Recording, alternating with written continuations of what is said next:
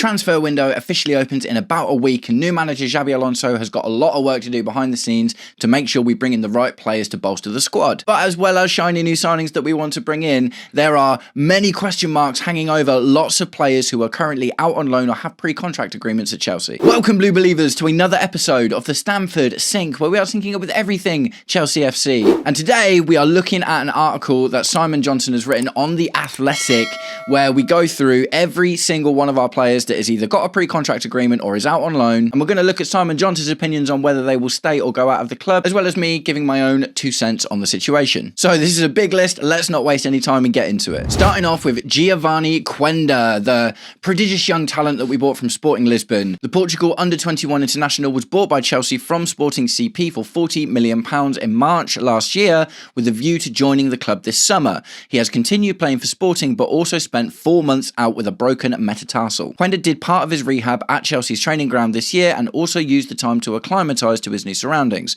including looking for a house. Comfortable playing on either wing, the talented 19-year-old will add to the competition on both flanks. Simon Johnson's verdict in the squad. Now, I agree with this one. I think Giovani Quenda is going to come and get opportunities to get into the first team. I think it might be similar to what we saw from Esteval Willian last year, where we're not just going to throw him straight into the fire. I mean, at the end of the day, if he's good enough, right? That's how it is for every player.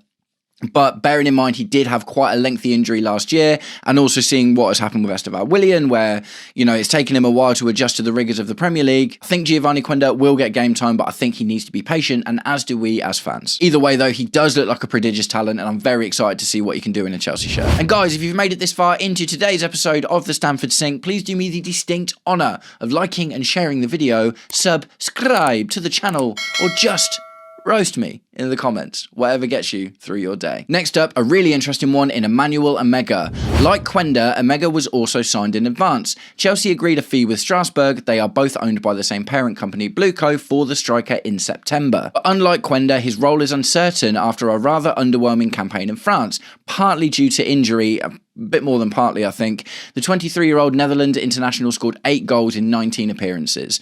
A big factor in Emegha's recruitment was the situation surrounding Nicolas Jackson, who was not expected to play for the club again after joining Bayern Munich on a season-long loan. Yet that situation may change, as discussed below. Even with Mark Yu lined up for a loan move away, Chelsea have João Pedro, Liam Delap, Emegha and Jackson to choose from up front, which is one too many, especially without European football. João Pedro is one of Chelsea's untouchables, so someone is going to be sold or as a last resort loaned out. Simon Johnson's verdict on Emmanuel Emegha is that he'll be loaned out. So all of the information is right, but there's a little thing for me in that his season was almost entirely curtailed by that injury. So before he got injured, Emmanuel Emegha scored 7 goals and I think got 2 or 3 assists in 11 appearances. He was absolutely on fire. He'd had a really good season the season before, and he was really, really on fire at the start of the season as well. The injury was the majority of the season, and he only made 11 appearances before and only made 9 afterwards. So that shows you how long he was out injured for. It is not unusual for a striker for any player to fail to just come back in and kick on after a big lengthy injury, especially attacking players. We think about Cole Palmer as an amazing example, right? Cole Palmer has not looked the same since he's, been dealing with this groin injury, but hopefully he's getting back to his best. I think the telling thing from Emmanuel Emegha's season is really how he did well. He did 14 goals in the league last season, which is really good. I think he was only like 21, 22 that season. And he started this season absolutely on fire with, 7 goals in that first 11 appearances. So the other thing in this is they talk about the other strikers that we've got in the club, and obviously Liam Delap is one of those. I would fully expect Liam Delap to be loaned out or sold over Emmanuel Emegha, if I'm being completely honest. I feel like it's a fairly certain bet that Emegha would score more than 2 goals in 41 appearances, which is what Liam Delap has managed this season. So the other thing as well is what we know is there's a lot of interest in Liam Delap. There's Everton, Newcastle, potentially Fulham if Kieran McKenna goes there, and also if he doesn't, or maybe just Ipswich coming up to the Premier League is a good opportunity for him as well. Emmanuel Emegha, as far as I've seen thus far, has only had one news story from a Premier League team with interest, and it was Crystal Palace wondering if they could get him on loan. But for me personally, I disagree with Simon Johnson's verdict on Emmanuel Emegha. If it was a choice for me between Liam Delap and Emmanuel Emegha, I think you go for Emmanuel Emegha because he's a similar type of player to Jackson. I agree that at the moment, If we blow Mark Gue out, that's still one striker too many. I think one needs to go. For me, it would be Liam Delap, and I think Emegha being similar to Nicolas Jackson actually strengthens his case rather than weakens it. And speaking of Nicolas Jackson, he is up next. This situation is going to be interesting to watch over the summer. When Jackson left for Bayern on September the 1st, the loan included a clause with a conditional obligation to buy. While the chances of those terms being met were always unlikely, neither the player nor Chelsea expected him to return to Stamford Bridge. Even if Bayern did not sign him, which they chose not to, a move elsewhere was in everyone's thinking. However, with Jackson able to play off the left as well as down the middle, he is in contention for a role at Chelsea. Sources speaking anonymously to The Athletic to protect relationships say the fact that Enzo Maresca is no longer head coach with Alonso at the helm is partly behind the possible shift in his situation. Jackson may not have been the finished article when he joined Chelsea from Villarreal, but he registered 30 goals and 12 assists in 81 appearances. A very useful return that has looked even better following Delap's disappointing contribution. There it is. 3 goals and 5 assists in 47 appearances. I assume that includes Club World Cup, because he only scored 2 across this season, since arriving from Ipswich Town 12 months ago. It is worth pointing out that Jackson's sale would raise significant funds. The club value him up to 60 mil, and that price may go up if the 24-year-old shines at the World Cup with Senegal. Verdict from Simon Johnson in the squad. So, I agree with the verdict. I think Nicolas Jackson should 100% be given a chance. At the very least, we need to give Xabi Alonso the opportunity to look at him and say, do you fit? Do I like you? Do I like you out on the left? I think the left thing is almost more important than the striker thing. We know he can function well in the Premier League as a striker. 14 goals in his first season, 12 in his second, but also massive injury layoff, so that's still quite impressive. If he can function well on the left wing and play with the likes of Cole Palmer and João Pedro, then it just makes sense, doesn't it? And I find it odd that he talks about Liam Delap's underwhelming season here, but doesn't talk about it in the Emmanuel Emegha thing. So maybe a small inconsistency from Mr. Johnson there. But at the end of the day, I do agree with this verdict. I think that Nicolas Jackson has to be given a chance at least. I'm actually really excited to see what happens when he comes back. I'm not surprised that he wasn't a big fan of Maresca. I think the squad in general was really split over Maresca. You've got the likes of Marc Cucurella and Enzo Fernandez seem to really enjoy playing for him. But then you've got Cole Palmer, João Pedro, and obviously Nicolas Jackson that didn't seem to enjoy it so much, as you can see from Nicolas Jackson going to Bayern Munich, Cole Palmer literally come out and praising Rosinia for giving him freedom, and João Pedro turning into an absolute demon after Maresca leaves. So yeah, for me, Jackson back into the squad just makes sense. The versatility is really useful. He's Premier League experienced. He's had the other interesting thing is, albeit didn't get a huge amount of playing time at Bayern Munich, he spent his entire time training with a different manager in Vincent Kompany, who's doing a really good job, and also playing and training with the likes of Harry Kane, Michael Olise, Jamal Musiala. And what I would assume is that his ego's been knocked down a peg, right? Because at Chelsea, he was uncontested for the striker role for basically 2 seasons. Now, he's gone to Bayern Munich and failed to dislodge Harry Kane, and if he comes back here, hopefully he'll be competing definitely against João Pedro and maybe Emmanuel Emegha too. So yeah, for me, this one just makes sense. Next up, Mike Penders. Penders turns 21 next month and is rated as one of the finest young goalkeepers in Europe. Chelsea beat a lot of competition to buy Penders from Genk in 2024. He has yet to play for Chelsea, having spent the 24-25 season with Genk and the 25-26 season on loan at Strasbourg. Such is his progress, Penders is going to be part of Chelsea's goalkeeping contingent and will compete with first choice Robert Sanchez. A spot will open up anyway because backup Philip Jorgensen has told the club he wants to leave and they're happy to sell him. Simon Johnson's verdict in the squad. This one, it is just what's going to happen at this point, isn't it? There's still some terse links with us going in for goalkeepers. Look, I would still be happy to get someone to replace Robert Sanchez at the end of the day, but I've done a lot of research on Mike Penders' time at Strasbourg in particular, and his improvement in his shot stopping throughout that season was phenomenal. He is actually not super far behind Sanchez in terms of shot stopping statistics. I understand he's still had a couple of bad games. He's 20 years old. He's literally 20 years old. He's so young. But his passing stats are absolutely phenomenal. Xabi Alonso obviously already has signed off on this one, I would assume, because if not, you would have thought that we wouldn't have heard so much about Penders coming back into the first team.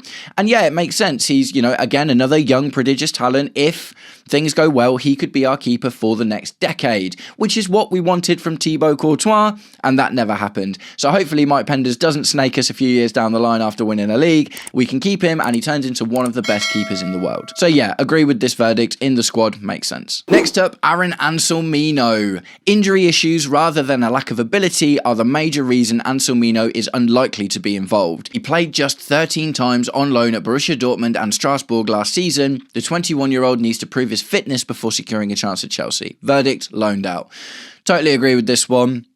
The issue with Anselmino is not ability. He looks phenomenal. In fact, even after only making a few appearances and being injured, Borussia Dortmund inquired about buying him permanently. We said no. He wanted to actually stay there. Obviously, we loaned him to Strasbourg and brought back Mamadou Sarr into the squad.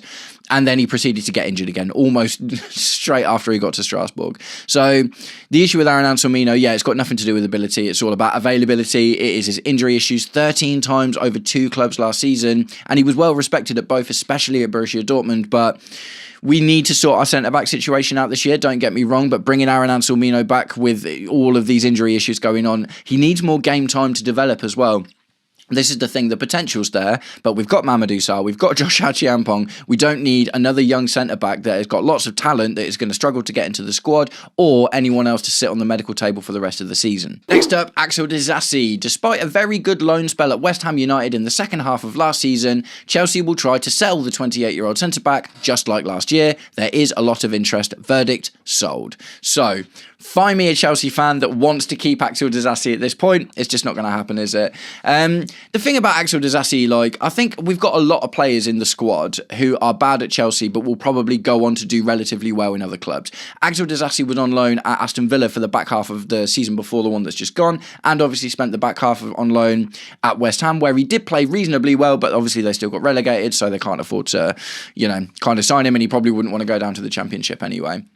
I think the thing with Axel Disasi is the kind of managers we get are ones, system managers that want to play, Axel Disasi at right back and this and that. There's lots of changing positions and you need to be a really versatile player. And also it's about the pressure. Axel Disasi has buckled under the pressure a few times, scoring own goals, making silly challenges, and just being a kind of not very good defender in general. But you see him at Aston Villa and you see him at West Ham and you're like, okay, there is something there for a club somewhere, but it's just not a Chelsea. And I agree with Simon Johnson's verdict that he just needs to be sold. Hopefully it happens this season, because what I never want to hear again is the term bomb squad. Next up, Tyreek George. The 20-year-old academy graduate was loaned to Everton in the January transfer window, a move that included an option to buy. Other clubs are keen if Everton decide against it.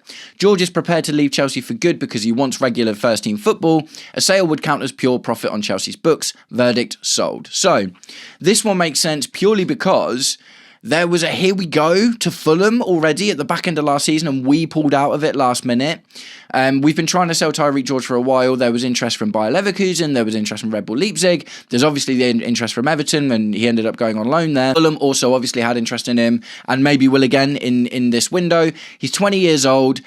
It'll be like a 15, 20 mil pure profit sale at the end of the day. Look, the thing is, you could argue that maybe Tyreek George's numbers for the little amount of game time he got in a weird position are actually really impressive. He scored a couple of bangers and he won us a couple of games. And you could argue that he is probably not a million miles away from the likes of Jamie Gittins and Alejandro Garnacho in terms of what he can develop into, and obviously still very young. But we need to move on, right? We need to move on. It's like I expected to sell Alejandro Garnacho as well, to be completely honest, and bringing Tyreek George in just puts him back in the same situation he was in before. He won't get enough game time. I wouldn't expect him to be playing striker wherever he goes. He seems like a half-decent winger. I remember he came on against Ajax in the Champions League, his only appearance on the wing for us, and he looked at his absolute best there. But we just kept playing him as a striker.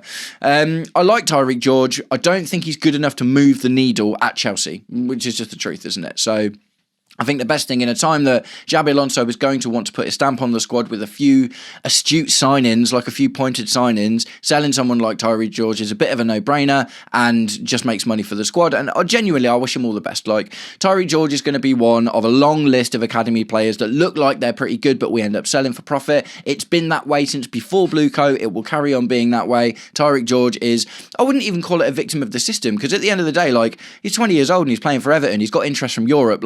How many 20-year-old English lads from academies all over the Premier League have those kind of opportunities? So this is the thing, isn't it? It's he might not break into the Chelsea first team, but his time at Chelsea has put him on the market for bigger things, and I hope he does well. Oh, this one's a strange one, man. Omari Kellyman. Chelsea are happy with how Kellyman performed on loan at Cardiff City, playing a good role in their promotion from League One into the Championship.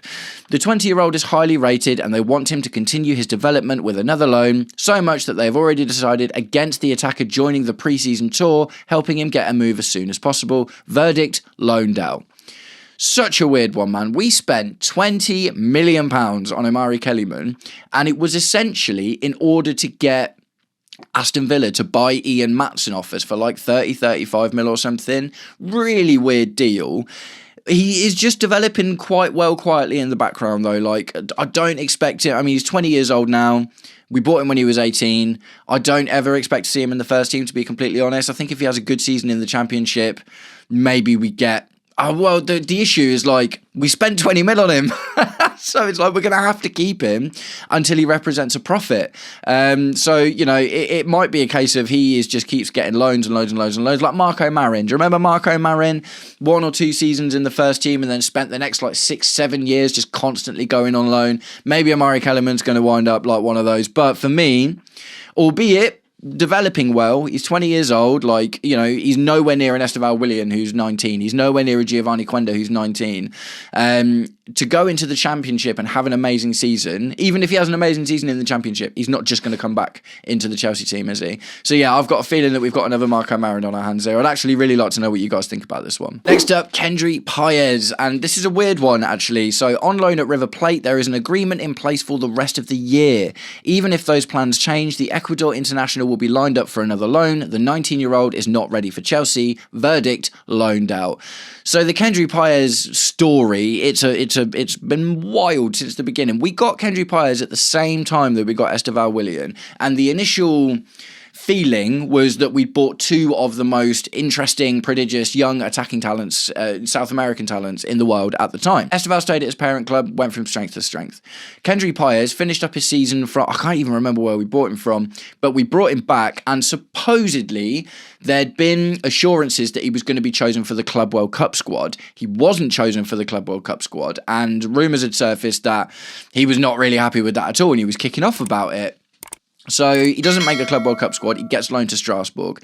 He had like 1 or 2 good performances at Strasbourg, but he did not tear up trees at all. And evidently, because as soon as Liam Rosenior left, Kendry Paez got moved over to River Plate.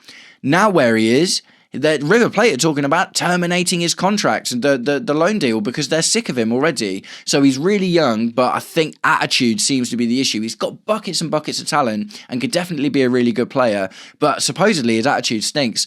And he's definitely not ready for Chelsea in a playing sense either. I think it feels like he thought he was just going to come in and get straight into the team. And maybe there were assurances. I can't obviously speak on whether the assurances were given to him or not that he would do.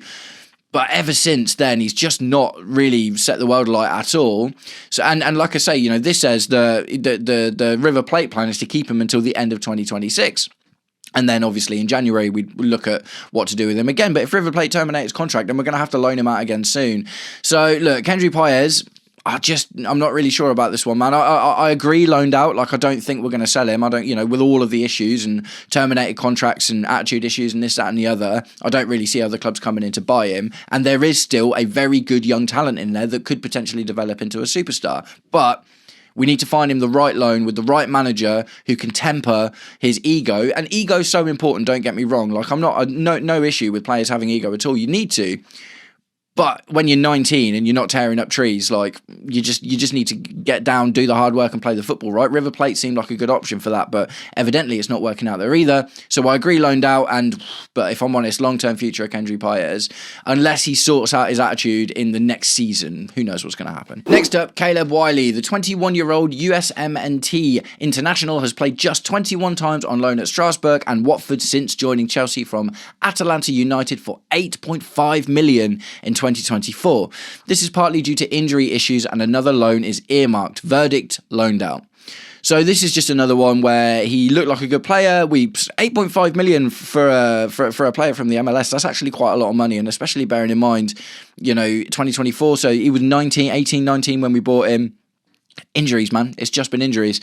Maybe there's a player in there, but you know, he's 21 years old now. So we're getting to the point where if he doesn't soon go and have a loan where he's able to stay fit and play for the entire season, we're probably just going to have to sell him at a loss in the not too distant future in the next couple of windows. But yeah, I agree with loaned out at the moment. I don't think he's got any chance of getting towards the Chelsea team, to be completely honest. A Championship loan again, or maybe even a League One loan. I'm not even sure, to be honest, because you know, when it's injuries, Injuries are just an issue, and obviously Strasbourg didn't work out for him, and we sent him to Watford. That's not really worked out for him. Those are the two go-tos, aren't they? Strasbourg and the Championship, so where does he go next? Either way, I hope we find a loan for him. I hope that at the very least, he can stay fit for the season and play enough to find himself a permanent home later. And last on the list from Simon Johnson is David Datro Fofana, one of the first young strikers that we bought when we were going in on young prodigious talent. The 23-year-old striker was part of Chelsea's ostracised bomb squad last year, but they were only able to arrange loans to Faith Karagumruk and Strasbourg during the season. A permanent solution will be attempted again. Verdict sold. So yeah, this is just another one that hasn't worked, and there's a few players that are indicative that Blueco's young model isn't working yet, or maybe just the scouting isn't good enough. I don't know. You know, Omari Kellyman, David Datro Fofana, Caleb Wiley, there's so many of these players that, you know, have done really well before we bought them, and then we buy them and then it just doesn't work out. Do you know what I mean? So something is going wrong here. David Datro Fofana, I think the last time I saw he was linked with Celtic and they were interested in buying him, but he went to the second tier in Turkey and didn't even manage to pull up trees there. We're just getting to the point now, aren't we, where it's like, I don't know, the thing is, like, maybe this is part of it as well, because you gotta spend money to make money, right? It's one of those, isn't it? You know, if they think every time we buy 5 of these players, we get a Giovani Quenda or an Esteval Willian or a Cole Palmer or something like that, then maybe their turnout is actually good as far as they can see.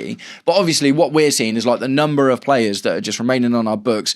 David Datro Fofana was in the bomb squad last season as well. He's never looked like really getting into the Chelsea team. He had an underwhelming loan at Burnley. Obviously, underwhelming loans at Strasbourg, underwhelming loan in the Turkish second tier, and it just doesn't seem to be working out for him. I hope he gets himself a sale. I think one of the issues with this whole thing in general, right, is like loaning a player. It always feels like a good idea, but there's so many things that go into it. Does the player feel valued? Does the player, you know, really find his way into the manager's thinking? Because this is another thing as well. It's like if a team loans a player, you know, every now and again you get like a Nico Paz at Como under Fabregas, and he's part of the team. Do you know what I mean? Despite being on loan, he's absolutely part of the team. But sometimes the manager will be like, well, I've got this kid that's on loan, but I've got this other guy here that actually I have, and I know I'm going to get to keep, so I want to develop him. So it's a really, really difficult one with loans in general. And, you know, Chelsea have been the progenitors of the loan army for a really long time. I remember before they changed the rules, one season under Roman Abramovich, we had like 33 players out on loan all in one season. It was crazy, and they stopped allowing people to do it.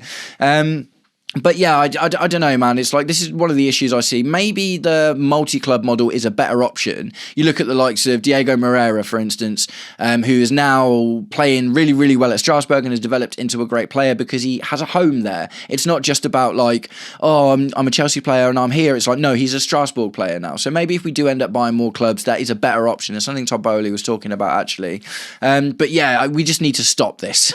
We need to absolutely stop this. So guys, that's it. That is the list of players that we've got who are either coming back from loans, bomb squad players, or players we've got pre-agreement contracts for. Let me know what you think about everyone on the list. We'll just run it through them really quickly. Giovani Quenda, Emmanuel Emegha, Nicolas Jackson, Mike Penders, Aaron Anselmino, Axel Disasi, Tyreek George, Omari Kellyman, Kendry Paez, Caleb Wiley, and David Datro Fofana. After the first 4, there's not really a huge amount of interest in any of the rest of them, is there? And this is kind of the problem with this, the loan army / young model, and we don't have a multi-club model big enough yet in order to facilitate actual good moves for all of these players. But, you know, okay, yeah, we can talk about Giovani Quenda, we can talk about Emmanuel Emegha, Mike Penders and Nicolas Jackson. They're all really interesting options for the Chelsea first team, but the rest of them, it's just not really working out for any of them, is it? So guys, let me know what you think. Xabi Alonso has got a huge amount of work to do in assessing the players we already have in the squad, assessing this list of players as well, before he then thinks about who he wants to buy